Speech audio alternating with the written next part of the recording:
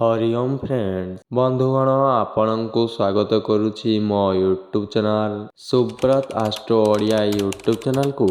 ବନ୍ଧୁଗଣ, ଆଜି ଆମେ ଜାଣିବା ଏହି ଭିଡ଼ିଓରେ 28 ମାର୍ଚ୍ଚ 2024 ତାରିଖ ଗୁରୁବାର ଦିନର ଦ୍ୱାଦଶ ରାଶିର ରାଶିଫଳ ବିଷୟରେ। ପ୍ରଥମେ ଜାଣିବା ମେଷ ରାଶି ବିଷୟରେ। ମେଷ ରାଶି, ଆଜି ଚନ୍ଦ୍ରଯୁକ୍ତ କେତୁ କାରଣରୁ ମାନସିକ ସ୍ୱାସ୍ଥ୍ୟ ହାନି ଅଶାନ୍ତ ରହିପାରନ୍ତି। ପାରିବାରିକ କ୍ଷେତ୍ରରେ ସୁସମ୍ପର୍କ ଅଭାବଜନିତ ଦୁଶ୍ଚିନ୍ତା ସୃଷ୍ଟି ହୋଇପାରେ। କର୍ମକ୍ଷେତ୍ରରେ ପ୍ରତିକୂଳ ପରିସ୍ଥିତିର ଚାପ କ୍ରମଶଃ କମି କମି ଆସିବ। ଅବଶ୍ୟ ଯାତ୍ରା, ଶିଳ୍ପ, ବାଣିଜ୍ୟ, ବ୍ୟବସାୟରେ ଆଲୋଚନା ଦ୍ୱାରା ସମସ୍ୟାର ସରଳ ସମାଧାନ ହୋଇଯିବ। ବୃଷ ରାଶି, ଏକାଦଶସ୍ଥ ଚତୁର୍ଥାଧିପ ହେତୁ ବୈଷୟିକ ସୁଖ ସମ୍ପଦ ପାଇବାରେ ସମର୍ଥ ହେବେ। କର୍ମକ୍ଷେତ୍ରରେ ସହକର୍ମୀଙ୍କ ପ୍ରେରଣା ଏବଂ ସହଯୋଗରୁ ଉପକୃତ ହେବେ।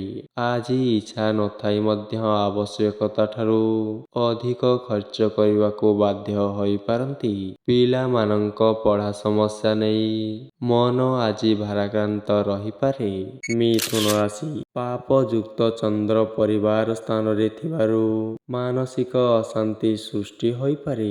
ଅଫିସ୍ କାମରେ ଦାୟିତ୍ୱ କ୍ରମେ ବୃଦ୍ଧି ପାଇବା କାରଣରୁ ଆଜି ଆପଣ ବ୍ୟସ୍ତ ରହିବେ। ଘର ଏବଂ ପରିବାରରେ କୌତୁକିଆ କଥା କହି ବନ୍ଧୁଙ୍କୁ ଆପ୍ୟାୟିତ କରିପାରନ୍ତି। ସାମାଜିକ ସ୍ତରରେ କୌଣସି କାମରେ କେତେକ ଦିଗରୁ ଚାପର ସମ୍ମୁଖୀନ ହୋଇପାରନ୍ତି। କର୍କଟ ରାଶି, ଭାଗ୍ୟସ୍ଥାନରେ ଏକାଧିକ ଗ୍ରହ ରହିଥିବାରୁ ଯେଉଁ କାମରେ ହାତ ଦେବେ ସେହି କାମରେ ସଫଳତାର ଶୀର୍ଷକୁ ସ୍ପର୍ଶ କରିବେ। ଆମଦାନୀ କାରବାର, ବ୍ୟବସାୟ ବାଣିଜ୍ୟ କ୍ଷେତ୍ରରେ ଉନ୍ନତି ହେବ। ପରିବାରରେ ସନ୍ତାନଙ୍କ ସ୍ୱାସ୍ଥ୍ୟ ଏବଂ ସ୍ୱଭାବ ଯୋଗୁଁ ବିଚଳିତ ହୋଇପାରନ୍ତି। ଆଇନ ଅଦାଲତ ସମ୍ବନ୍ଧୀୟ କେତେକ ଦୁଶ୍ଚିନ୍ତା ମନକୁ ବିଷାଦିତ କରିବ। ସିଂହ ରାଶି, ନିଚସ୍ତ ବୁଧଙ୍କ ଯୋଗୁଁ ପାରିବାରିକ ପରିସ୍ଥିତି ସୁଧାରିବାକୁ ଯାଇ କରଜ କରିବାକୁ ବାଧ୍ୟ ହେବେ। ପ୍ରିୟଜନଙ୍କ ଡାକରା ପାଇ ଦୂର ଜାଗାକୁ ଯିବାକୁ ପଡ଼ିପାରେ। ସହକର୍ମୀମାନେ ମନରେ ବିଶ୍ୱାସ ଜନ୍ମାଇ କାମ ହାସଲରେ ସମର୍ଥ ହେବେ। କଳା, କ୍ରୀଡ଼ା, ସଙ୍ଗୀତ, ମନୋରଞ୍ଜନ କାର୍ଯ୍ୟକ୍ରମରେ ସମସ୍ୟାର ସମାଧାନ ହୋଇଯିବ।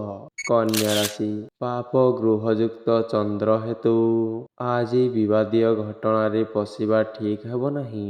ଶିଳ୍ପ, ବାଣିଜ୍ୟ, ପରିବହନ, ନିର୍ମାଣ, ସଭାସମିତି ଏବଂ ଯାତ୍ରା ସମ୍ପର୍କରେ ଚିନ୍ତା ବଢ଼ିବ। କଠିନ ଶ୍ରମ ଏବଂ ଭ୍ରମଣ ଜନିତ ସାମାନ୍ୟ ଶାରୀରିକ ଅସୁସ୍ଥତା ଅନୁଭବ କରିପାରନ୍ତି। କର୍ମକ୍ଷେତ୍ରରେ ସମ୍ମାନନୀୟ ବ୍ୟକ୍ତିବିଶେଷଙ୍କ ପାଇଁ ସ୍ଥଗିତ କାମ ସମ୍ପନ୍ନ କରିବେ। ତୁଳା ରାଶି, କର୍ମାଧିପ ଦୁସ୍ଥାନସ୍ଥ ଯୋଗୁଁ ପ୍ରତିବନ୍ଧକ ଜନିତ ସମସ୍ୟା ମଧ୍ୟରେ କାମ ଅଟକି ରହିଯାଇପାରେ।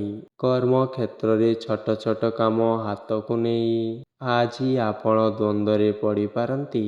ପରିବାରରେ ପିଲାମାନଙ୍କ ସମ୍ବନ୍ଧୀୟ କେତେକ ସମସ୍ୟା ଆଜି ମନକୁ ବିଶେଷ ଭାବେ ଆନ୍ଦୋଳିତ କରିବ।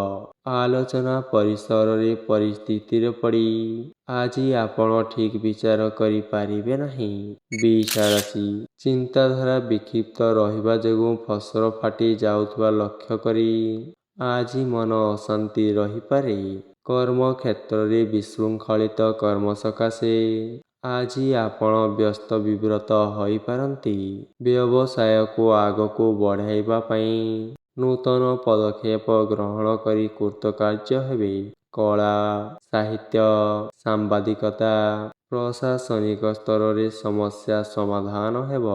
ଧନୁ ରାଶି, ବୃହସ୍ପତିଙ୍କ ସ୍ଥିତି ଜନିତ ନିଜ ମନ ଅନୁଯାୟୀ କାମଗୁଡ଼ିକ ନହେଲେ ମଧ୍ୟ ଅସଜଡ଼ା ପରିସ୍ଥିତିକୁ ନିୟନ୍ତ୍ରଣ କରିବାରେ ସଫଳ ହେବେ। କୌଣସି ଲୋକ ବିଷୟରେ କିଛି ନ ଜାଣି ତାହାକୁ ବିଶ୍ୱାସ କରି ହଇରାଣରେ ପଡ଼ିପାରନ୍ତି। ବିଭିନ୍ନ ପ୍ରକାର ପ୍ରତିବନ୍ଧକ ହେତୁ ଉନ୍ନୟନମୂଳକ କାମ ବାଧାପ୍ରାପ୍ତ ହେବ। ମକର ରାଶି ନବମସ୍ତ ଚନ୍ଦ୍ରଜନିତ ଆନୁଷ୍ଠାନିକ କାମରେ ସନ୍ଦେହ ଏବଂ ଭୁଲ ବୁଝାମଣା ଜନିତ ତିକ୍ତତା ଦେଖାଦେଇପାରେ।